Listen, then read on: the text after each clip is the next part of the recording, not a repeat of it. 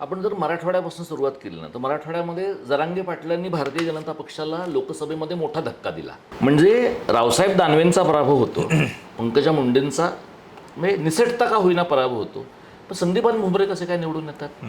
म्हणजे याचा अर्थ महायुतीमधल्या कोणाला मदत करायची आहे आणि कोणाला करायची नाही याचं काहीतरी एक आतून मेसेज गेलेला आहे की नाही. नाही तर संदीपान भुमरेंचा विजय होण्याचं काहीच कारण नव्हतं.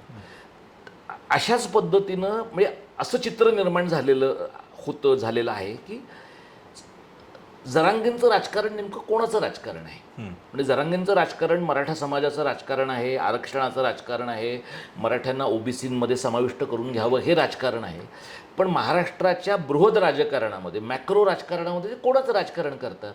तर नेहमीप्रमाणे आपल्याकडे जो आरोप सतत होत राहतो की हे शरद पवारांचा माणूस आहे. मग नंतर एका टप्प्याला असं लक्षात आलं लोकांच्या की ते फडणवीसांवर टीका करतात पण शिंदेंवर करत नाही. आणि मग तुम्ही जर त्यांच्याकडे जाणाऱ्या माणसांची यादी पाहिली तर उदय सामंत त्यांच्याकडे गेले आहेत, एकनाथ शिंदेंचे OSD असलेले मंगेश चिवटे त्यांच्याकडे गेलेले आहेत, किंवा संदीपान भुमरे त्यांच्याकडे गेले आहेत, अर्जुन खोतकर त्यांच्याकडे गेले आहेत. अशी अनेक मंडळी जी शिंदे साहेबांचे मेसेंजर म्हणून त्यांच्याकडे गेलेली आहे. आता हे सगळे लोक काय दरवेळेला आरक्षणाचं मागे पुढे काय करायचं ह्याची चर्चा करत असतील का.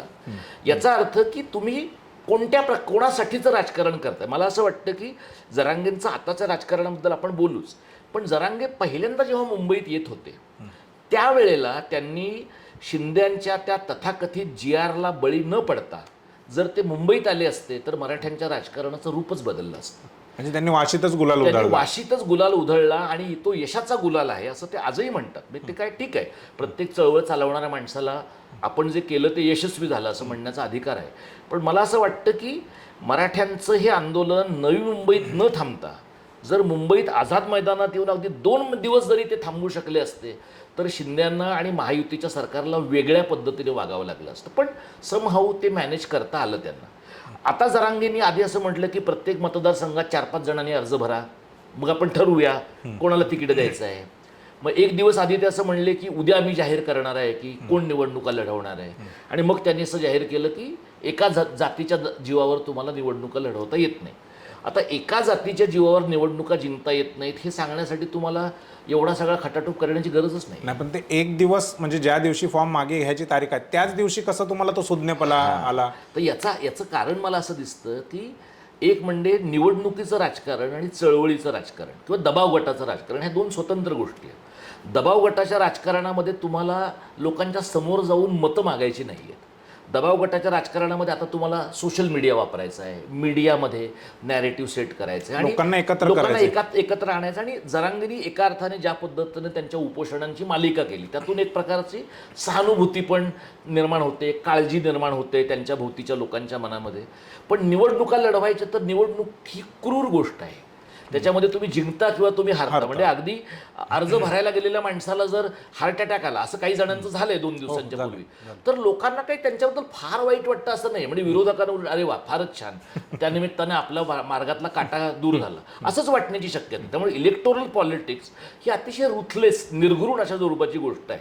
तर जरांगेंनी असं म्हणणं की बाबा एका जातीच्या जीवावर निवडणुका लढवता येत नाहीत, पण मग तुम्ही दलितांमधनं आनंदराज आंबेडकरांना तुम्ही सोबत घेतलं होतं, तुम्ही काही मौलवींना सोबत घेतलं होतं. आता प्रश्न तुम्ही आनंदराज आंबेडकरांना सोबत घेतलंय हा नाहीये, प्रश्न किती दलित आनंदराज आंबेडकरांच्या सोबत आहेत हा आहे. तुम्ही जो मौलवी तुमच्या सोबत आहे त्याच्या मागे किती मुसलमान आहेत हा प्रश्न आहे. म्हणजे कदाचित मतदार म्हणून किती मुस्लिम आहेत. त्यामुळे कदाचित जरांगेंच्या हे लक्षात आलं असेल की त्यांच्या उमेदवारांना जिंकण्या इतकी मतं मिळण्याची शक्यता नाहीये. पण त्यांच्या उमेदवारांनी माघार घेतली तर जो काही एक कलेक्टिव्ह सपोर्ट बेस आहे त्यांचा, तो एखाद्या विशिष्ट उमेदवाराच्या मागे निवडणुकीच्या प्रत्यक्ष दिवसाच्या अगोदर 2 दिवस मेसेजिंग करून वापरता येण्याची शक्यता आहे. त्यामुळे मला आता जरांगेंचं जे राजकारण दिसतं ते या प्रकारचं आहे. म्हणजे त्याच्यावरच्या ज्या कॉमेंट्स आल्या, म्हणजे भुजबळांनी पण म्हटलं की छान झालं जरांगेंनी उमेदवार दिला, आम्ही त्याचं स्वागत करतो. आता भुजबळांनी स्वागत करणं त्यांना भागच आहे, कारण येवल्यामध्ये जर सगळे मराठी भुजबळांच्या विरुद्ध उठून उभे राहिले तर भुजबळांचं दुकानच बंद होईल. तेच त्यांच्या पुतण्याच्या बद्दलही होण्याची शक्यता आहे. याचा अर्थ येवल्यात आणि सुहास कांदेच्या मतदारसंघामध्ये जिथे समीर भुजबळ उभे आहेत त्या मतदारसंघामध्ये मराठे या 2 भुजबळाने मतदान करतील असं नाहीये. पण आता किमान एक शत्रू आपल्या समोरनं दूर झालाय. आता वेगळ्या प्रकारचं नॅरेटिव्ह तयार करण्यासाठी फडणवीस आणि मंडळींनी त्या हाकेनं तयार केलंय. पण म्हणजे जरांगे आणि हाकेंमध्ये तुम्हाला फरक असा दिसतो की नाही म्हटलं तरी जरांगेंच्या मागे काही प्रमाणात लोक आहेत. हाकेंच्या भोवतीचे जे लोक आहेत ना ते असे व्यवस्थित मॅनेज्ड मंडळी आहेत. आणि हाके हे टेलिव्हिजन बाईट देण्यासाठीचा माणूस आहे, प्रत्यक्षात रस्त्यावरचा माणूस नव्हे. म्हणजे जे काम काही महिन्यापूर्वीपर्यंत पडळकर करत होते, म्हणजे गोपीचंद म्हणजे पडळकरांना जे काम देण्यात आलं होतं की त्यांनी एकीकडे पवारांना शिव्या द्यायच्या, दुसरीकडे त्यांनी जरांगेंना काहीतरी म्हणायचं, किंवा मुंबईमध्ये जे काम आता दरेकरांना देण्यात आलंय, म्हणजे दरेकरांना अंगावर घेण्याचं काम कोण करतं तर दरेकर करतात, प्रसाद लाड करतात. हे भाजपचे लोक नाहीये, हे फडणवीसांचे लोक आहेत. त्याच्यामुळे भाजपमधली जी फडणवीसांच्या बाहेरची मंडळी आहे ती तुम्हाला असं दिसेल की ती जरांगेंची भांडण अंगावर घेत नाहीत. कारण त्यांना सुद्धा हे लोकांपर्यंत पोचवायचंय की हे दोघांचं भांडण आहे. मग त्याला पक्षाचा आणि आमचा संबंध नाही. आणि आमच्या पक्षातल्या बाकीच्या लोकांना त्याची झळ पोचता कामा नये. तर मला असं वाटतं की फडणवीसांच्या विरोधातली किंवा फडणवीसांना तितकी अनुकूल नसलेली जी भाजपमधली लॉबी आहे आणि ती मोठी आहे.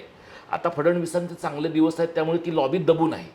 पण ही जी सगळी लॉबी आहे, मग त्याच्यात शेलार असतील, त्याच्यात विनोद तावडे असतील, त्याच्यात अगदी फार न बोलणारे बावनकुळे पण असतील, गडकरी असतील, ही सगळी मंडळी फडणवीसांच्या माणसांना जर जरांगेंकडनं डॅमेज झाला तर ते निश्चितपणाने आनंदाने त्याचा स्वीकार करते. त्यामुळे मला असं वाटतं की आता फडणवीसांची लढाई ही मवियाशी आहे असं आपल्याला दिसतं.